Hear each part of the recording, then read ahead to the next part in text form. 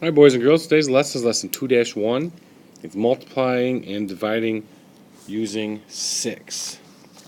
So, we've done a lot with 1s and 2s and 3s and 4s and 5s, and we worked a little bit with 9s. So it leaves us with 6, 7, and 8. So we are getting really close to, not saying knowing all of our multiplication facts, but at least we've practiced all of them. We're learning them. By the end of the year, you're expected to know them all, memorize them all. So we have a long ways to go, and you're becoming so much better at it as it is already. So just get started. All we're really doing is working on this one page today, and then I think I'm gonna have a worksheet for you guys to work on when you're done. But strategies for multiplying with 6. Okay, some of you might know it. Some of you might know your 6s, your 6 factors. But some of you still struggle with it, and that's okay, because it can be hard. 6 and 7 and 8 are really hard. 9 is hard too, but there's tricks with 9, so it helps. There's definitely tricks with 6 too. So let's start by reading the top. It says you can use 6's multiplications that you know to find 6's multiplications that you don't know. Here are the strategies for 6 times 6. Some of you are already like, I know it's 36. But here are some strategies to help you, just in case you might not have known. Okay, so if it's 6 times 6, that means you're looking at 6 groups of 6. So we could always start with doing 5 groups of 6 and then add a 1 group of 6 to it. So 5 groups of 6 is 30. And add that 1 group of 6, which is 6, give yourself 36. Okay, I like that strategy. Because you can also do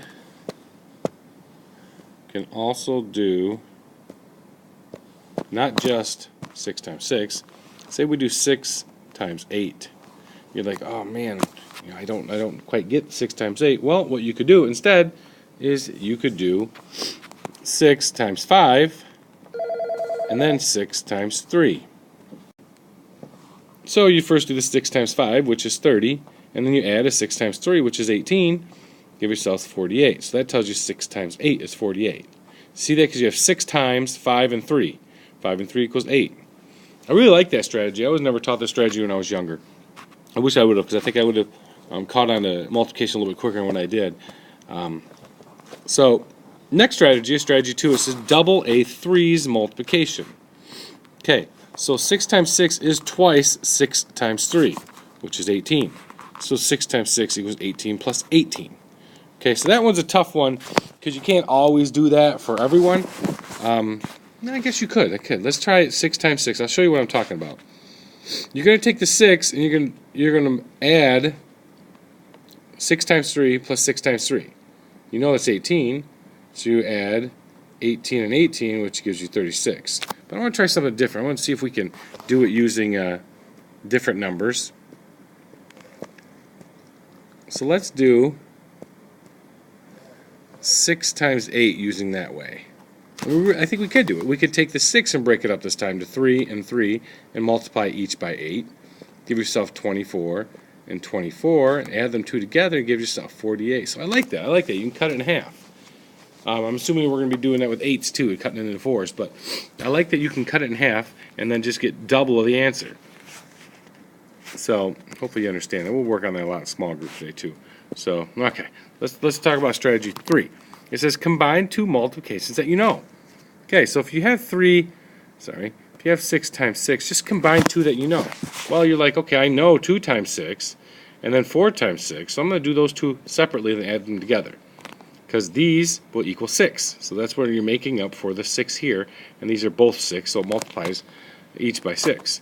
So you get 12 and you get 24, add it together, and you get 36. Okay, once again, I want to try times by 8 this time.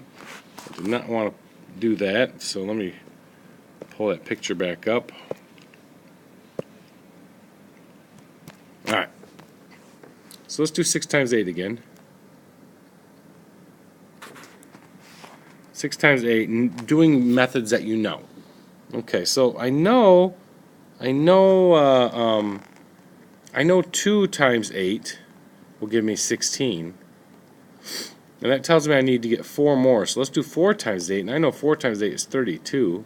And if I add them together, I get 48. So that's just another method of doing breaking it down. You're combining 2 multiplications that you know. So let's see if I can erase this without erasing the. I can't for some reason. Oh well, no big deal. Let's move it over here. Okay, the next part, strategy 3 we just did, and then here are drawings for strategy 3. We've done these drawings before where it has 6 times 6, but we're breaking one of the sides into 4 and 2, so that gives you 12 here, and it gives you 24 there, and you add it all together, you get 36. And the last method, the last strategy, it says add 6 onto the 6's multiplication before you subtract 6 from the multiplication ahead. Okay.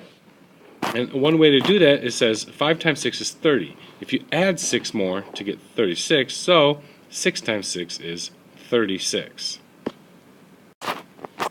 So this method is very similar to strategy 1.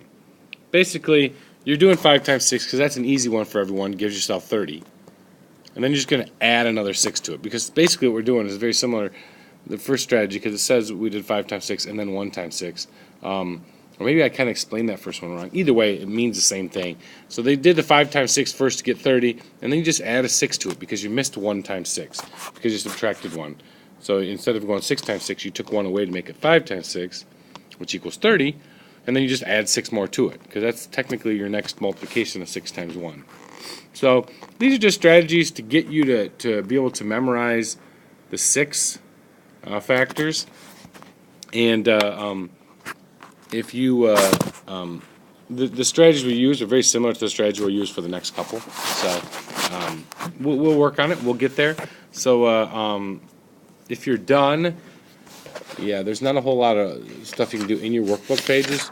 So I want you to go on to either Math Project or Front Row or Compass.